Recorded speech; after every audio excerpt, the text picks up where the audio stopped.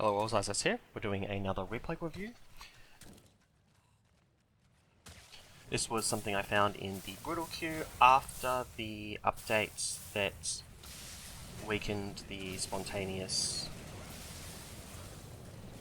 cubes. So you'll notice that it is a spontaneous cube corridor with the piston incinerators. It's a pretty degenerate map, but I like some of the small changes that they made to make it a lot more difficult, including these solid corrosion cube walls. It actually lowers the space that you can hide in, which is actually making this part of it quite difficult, because if I get too close to the edge and I'm constantly having to pull back towards it, that happens. Because the corrosion cube solids take up the full block and have a little bit of a hitbox just outside of that, you actually lower the space that you have to hide in from the incinerator. So I tried going on the right this time because it wasn't a solid block and I still messed up and did the same thing. So my normal strategy of just ignoring the incinerators isn't really working. So I believe at this point I'm trying to work out how far I have to go for whether I can just cheese it with a couple bubbles and a shield. And I think I can. Obviously, I don't... you can see the length of the video has left. This doesn't work. I throw this down and I throw it too late. I get hit by the piston. Hate when that happens, but of course it's going to happen. You need to throw just that little bit earlier. I think here I swap to the Volt Lancer because I identify that I'm going to have to deal with the incinerators, and because of the way the incinerators are set up behind the two blocks over the acid, you can kind of hit them with the demo cannon, but it's kind of dicey and you only have one extra ammo. It's just another one of me dying because I didn't get both the incinerators. I shouldn't be on that side when I'm trying this. I should be on the side that's safe, waiting for the incinerator to die down. That was just me jumping too high. That happens too. Yeah, so we're going in here and yeah, as I was saying with the demo cannon, because the blocks underneath aren't solid, I shouldn't be on that left side. I should never be on that left side while I'm trying this. I'll eventually learn my lesson. Because they aren't solid, the demo cannon is much harder to hit the incinerators with. Otherwise I would probably use the demo cannon here. And I think with the non-solid, they give you a lot more opportunity to mess up. Because if you aim your grapple a little bit too low, you actually skim the top of the cube and then that'll kill you. Alternatively, if you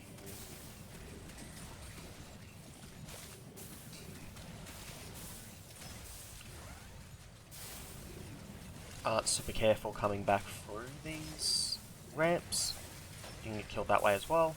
I don't get what's up with that Plasma Sentinel.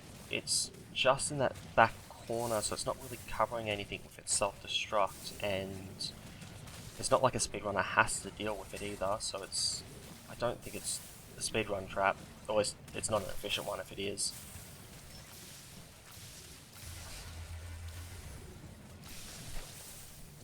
And because of the way it looks around that corner just before, it doesn't really do a lot. And like, if you are just running forward, your plan is probably to go around that corner before you stop.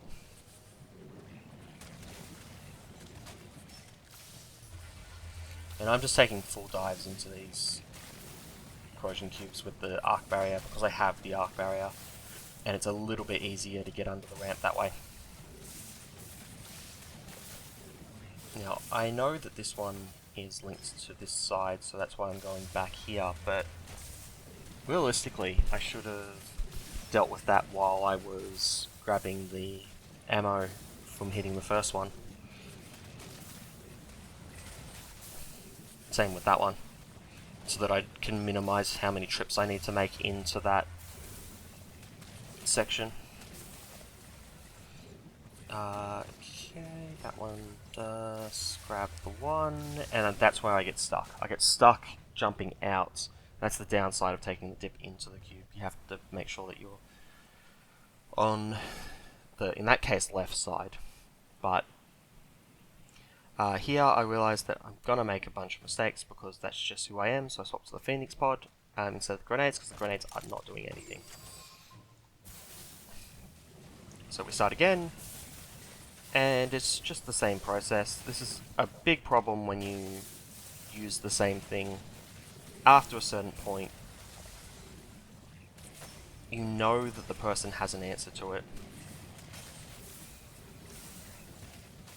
I actually think this base would be better if after around the third corner, so the one that I got to when I was trying to speedrun it, was just something else, anything else.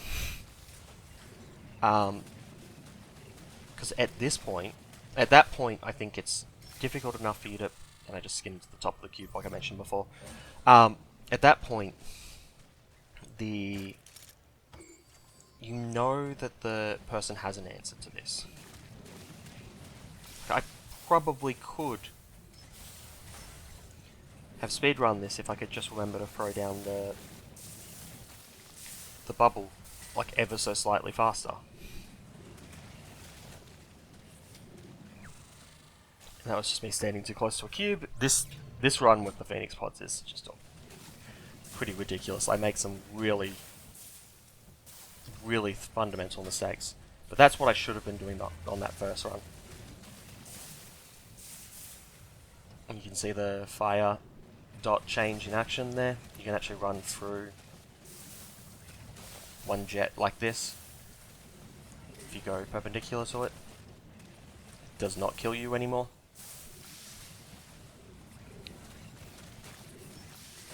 And I skimmed to the top of the cubes again.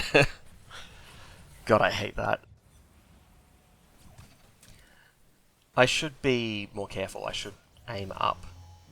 And that actually was all my Phoenix pods, unfortunately. But I've got a game plan. If I don't make silly mistakes, it'll work. And it's pretty legit. Oh, and if you're wondering why I'm jumping constantly, despite the fact I'm not always in acid, and I only really need to jump when I am in acid, it's just so that I don't have to worry about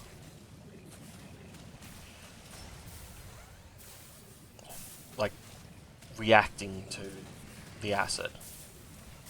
I'm always on autopilot jumping. Put that on autopilot so that I don't have to deal with it, so that I can just deal with the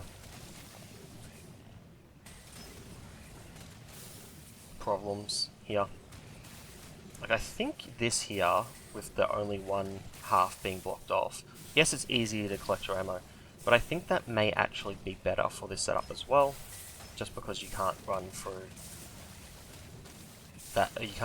two jets at normal walk speed, I believe. I'd have to double check that.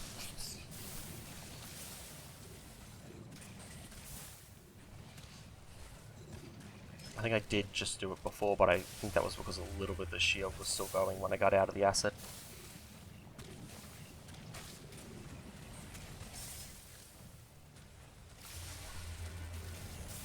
I think there's also some skips I could probably do, where I use these like two-directional ones to jump forward a little bit and skip a few pistons, but pistons aren't the scary thing here. They're just the thing slowing me down. That was a miss. Oh, it wasn't a miss. Huh. It looks like a miss on the replay. There we go. A little bit further. But it's just the same thing. I chose this one because I wanted to show... because I know I put out a video saying that I am saying to beat these you have to bunny hop, but I didn't put out any videos of me actually beating one of these, particularly one that was actually, you know, well built.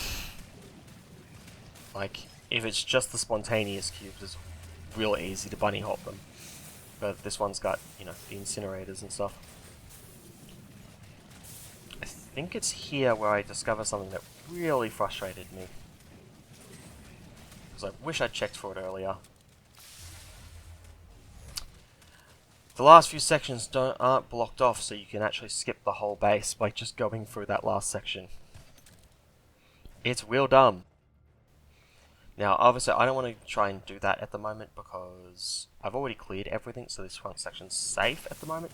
But if I die again and have to fully reset, I'm going to skip here. I make a mental note of it. It's going to happen. And like, one of them, that one there, that last incinerator, that's not blocked off underneath. That's one of the ones that's not blocked off. So you can legitimately get to the absolute final section. It's so silly. And that's just me blocking because I wasn't sure if I would be in the fire or the solid cube. And we're just leaving all our ammo because why risk it? I was worried that that would be a trap for the exit, but that is the entirety of that run. So I hope that is informative and that you possibly enjoyed, but thanks for watching, and I'll see you next time.